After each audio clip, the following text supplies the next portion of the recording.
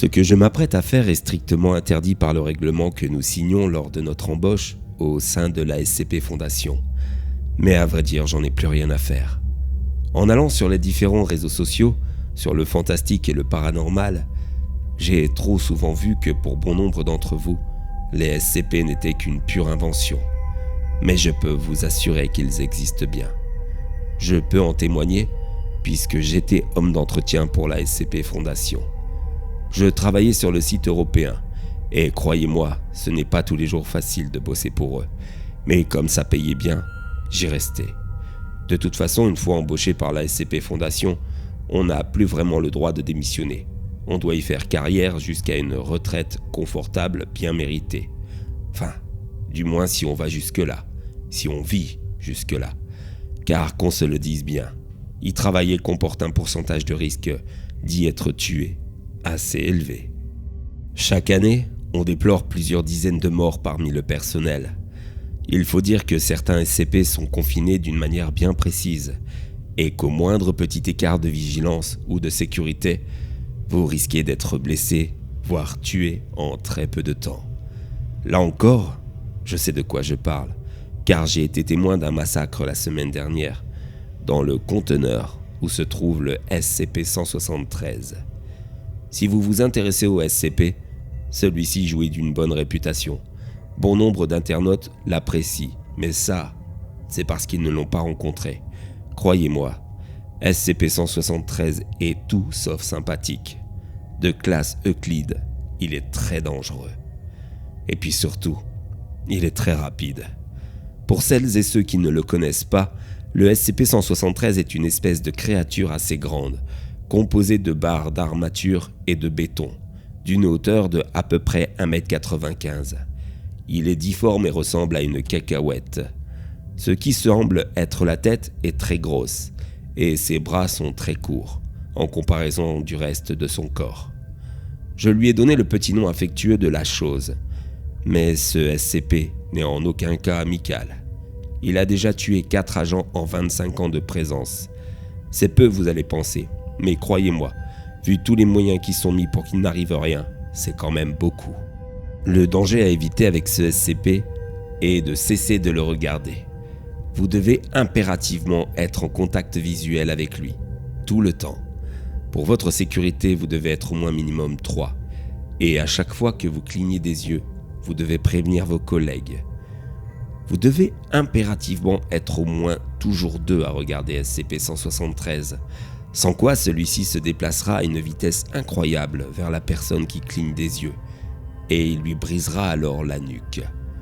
Dans certains cas, on raconte qu'il s'est même montré encore plus agressif, démembrant certains membres du personnel.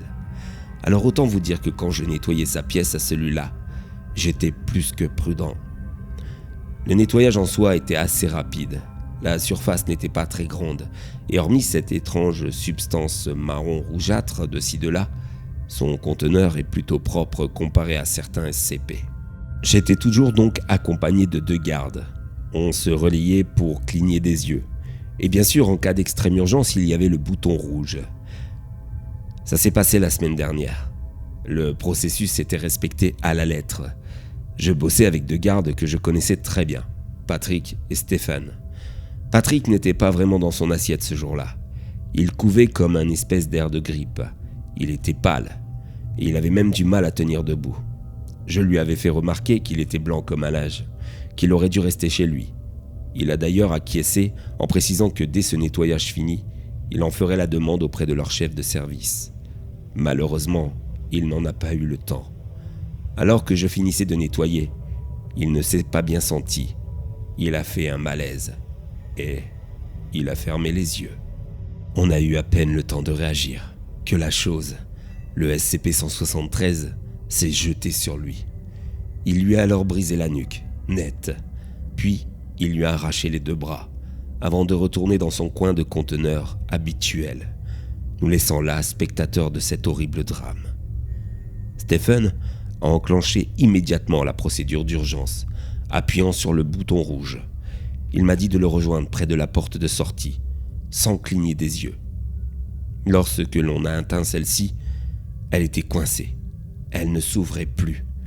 Nous étions alors tous les deux collés à la paroi du mur, à garder les yeux grands ouverts en direction de SCP-173. Il fallait garder notre sang-froid, ne pas cligner des yeux en même temps, et attendre qu'on vienne nous sortir. Du moins, c'est ce qu'on a pensé. Mais en fait, non.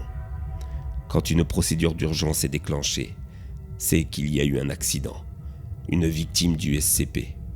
Et afin que ça ne s'ébruite pas, il faut qu'il n'y ait pas de témoins. Vous me suivez ? Eh oui, les services de secours sont arrivés, mais au lieu de nous sortir de la pièce, de nous sauver, ils nous ont regardés à travers la vitre, attendant notre mort certaine. Ils étaient les seuls témoins de cet accident, mais comme ils sont contrôlés biologiquement par les scientifiques de la SCP Fondation, ils sont programmés pour ne rien divulguer. Ainsi, Stephen et moi, nous allions mourir là, sans que personne ne connaisse la vérité. Le premier à y passer fut Stephen, qui finit par cligner des yeux. Je l'ai vu se faire casser le cou, puis déchirer la jambe droite par le SCP-173. J'essayais bien sûr de garder mes yeux ouverts le plus longtemps possible, mais j'ai fini par cligner des yeux. Lorsque je me suis réveillé, j'étais sur un lit blanc, dans ce qui semblait être une unité de soins de la SCP. À mes côtés se trouvait Sarah, une scientifique avec qui j'avais sympathisé auparavant. Je lui ai demandé alors ce qu'il s'était passé, car je n'en avais plus aucun souvenir. Elle m'a alors expliqué que le SCP-173 s'était jeté sur moi. Il m'avait brisé la nuque et m'a jeté contre le sol en m'arrachant le bras droit. Je ne comprenais pas.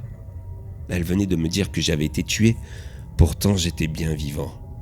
Que s'était-il donc bien passé ? Elle m'a alors expliqué tout. Alors que des agents ramassaient les corps pour les faire disparaître, selon le procédé A123, ils ont vu mon bras arraché, se déplacer tout seul, pour se remettre sur mon corps. Et ma tête, qui avait fait un 360 degrés sur elle-même, s'est retournée pour être dans sa position normale. D'après eux, je me suis levé avant de reperdre à nouveau connaissance. Ce qu'elle me racontait n'avait aucun sens. J'étais mort, ce n'était pas possible. Elle m'expliqua alors que tous les examens avaient été faits et qu'effectivement, je m'étais bien reconstruit seul.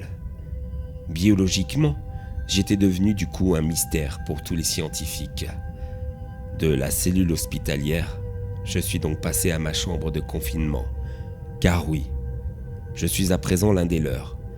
Sarah m'a permis ce jour de rentrer en contact avec ma famille via ce PC, avec lequel du coup je m'adresse à vous tous, pour vous confirmer que les SCP existent bien. Je suis l'un des leurs, un SCP de classe sûre, appelé l'homme qui se répare. La seule chose que j'ignore encore, c'est mon numéro.